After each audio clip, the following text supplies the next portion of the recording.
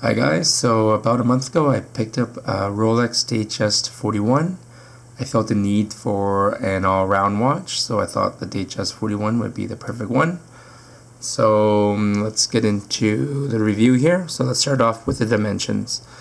So despite being called the DateJust 41, this one actually has a case diameter of 39.76 millimeters. The lug-to-lug or overall length between the top and the bottom here is 47.35 millimeters.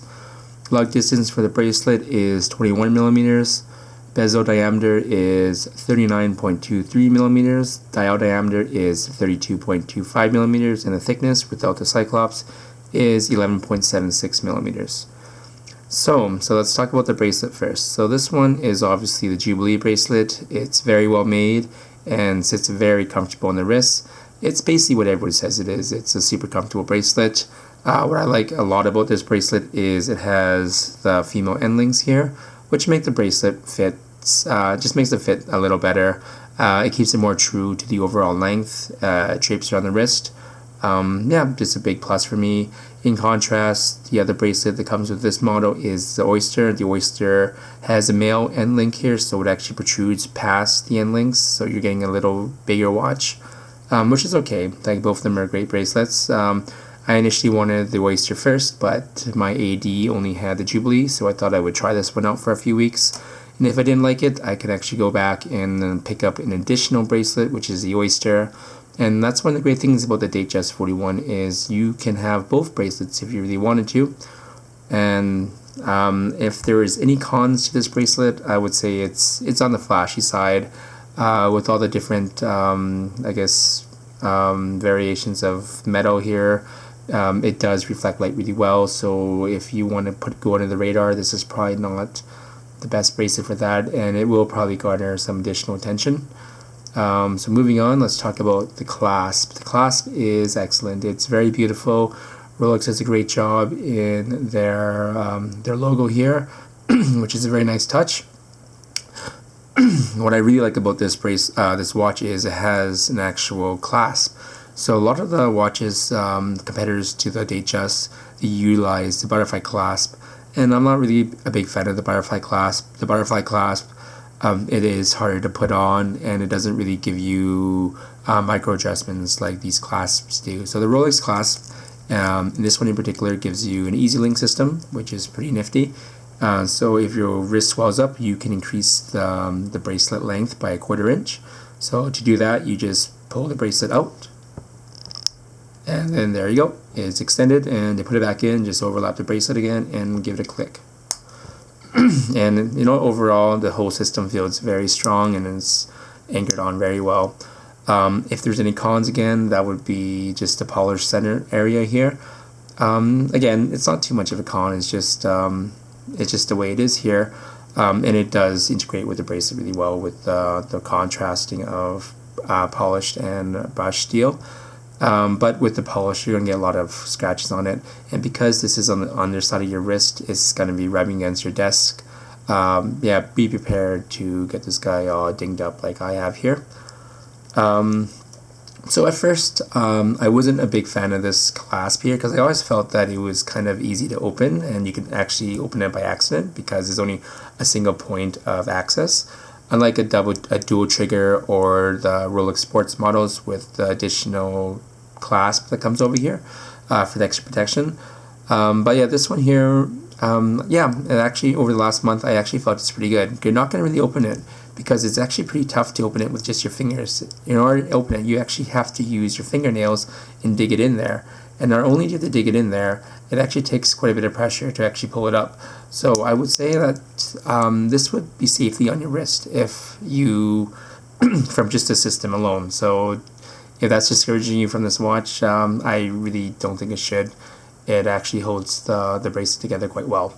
So moving on to the dial here. The dial looks great. It is a very clean, minimal dial. Mostly has great proportions, the markers, the hands, the size, and everything. It fits really well. One great thing about the DateJust 41 is it is so configurable and has many different dial options. So down the line, if for some reason I fell out of love with the white dial, I could pick up another dial from Rolex. That could be a blue, rhodium, or silver dial or whatever. I've had a long chat with my watchmaker, and he says that he could just basically change the dial to any one I want, whenever I want, really.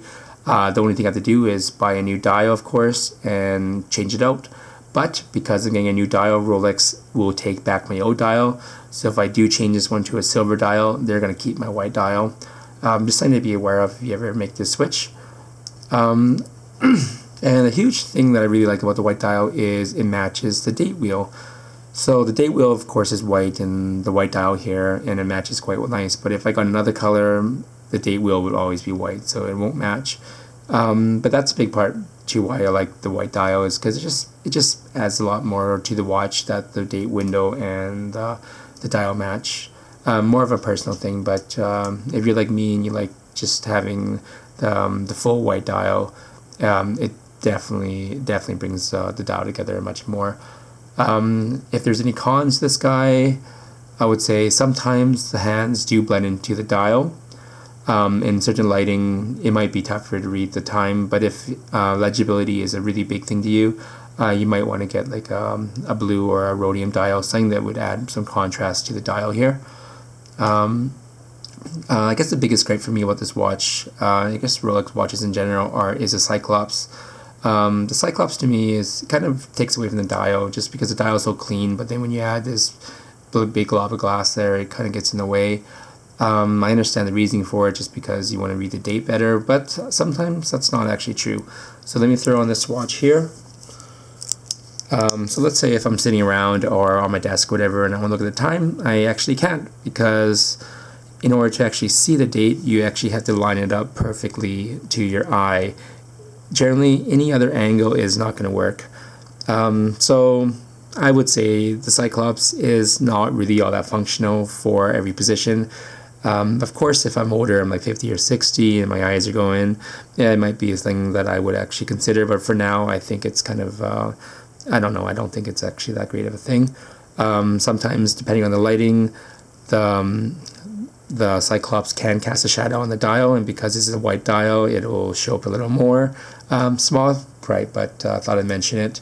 But the biggest thing for me for the last month is when I look at the dial to check the time, the focal point becomes the date. And so I usually have to do a double take just to take a look at the time, and I don't really think that's how it should be. The date should be a secondary thing to the time, but I guess it just takes getting used to. I'll just have to train myself to really force myself to look at the hands of the watch instead of the Cyclops.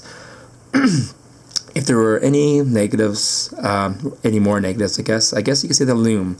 So about a year ago, I really didn't care too much about lume, but in the last while, I've been sleeping with my watches on. I find that in the evening, when I'm about to go to bed, the lume is great. I can check the time, but in the early morning, the lume tends to go away, and I would say at that point, it's not even visible. So if you're wearing your watch like I do, just be aware of that. Another gripe would be no AR coating on the sapphire here. I understand the reasoning that people don't want AR coating on the outside, but there really isn't no argument for AR coating on the inside. It would just add a lot of more legibility to the watch. So moving on to the case here. The case is perfect to me. Proportions, everything, the fit it's spot on. The fluted bezel here is the main draw to this watch for me. It's just so nice. You can see it flashing there in the sun. This watch does come with a smooth variant of bezel, and I think the watches are completely different from each other. To me, this watch is much nicer in my opinion.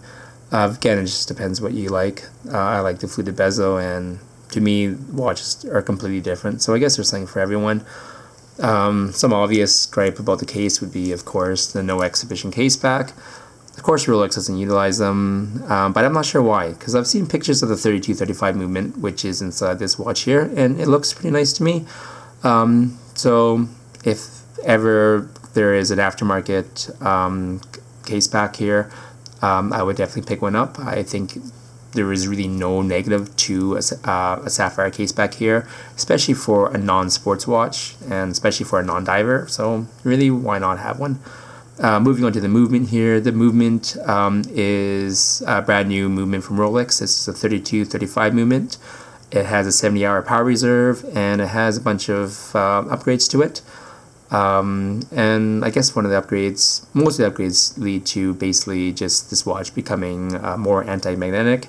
I'm not too sure to what degree it is, but it is something that they say it is. I could probably go on about all the changes and upgrades to this thing, but that would probably bore you quite a bit. One thing that I love about this one is the accuracy. So when I'm wearing this on my wrist, the accuracy is about 0.2 seconds a day, which is pretty sweet. There is really no cons to the movement for me, but I've heard arguments out there saying, oh, this is a 32-35 movement, it's brand new, it hasn't been tested, you haven't actually seen it in the long haul. People with that argument usually are owning other Rolex movements such as the 31-35, which is a movement that's been in production and utilized for decades. But that's really not a really good argument for me, just because at one point in time, the 31-35 was a brand new movement. So it's just the test of time will tell. And it has a 5-year warranty, so really there's nothing to be worried about. So that basically sums up my thoughts on the DateJust 41. Since purchasing this guy, I really enjoy wearing it. It's really a great contrast to wearing dive watches all the time, so I think I'm actually quite liking it quite a bit. Well, that's everything. If you have any questions about anything, please leave them in the comments. And once again, guys, thanks for watching.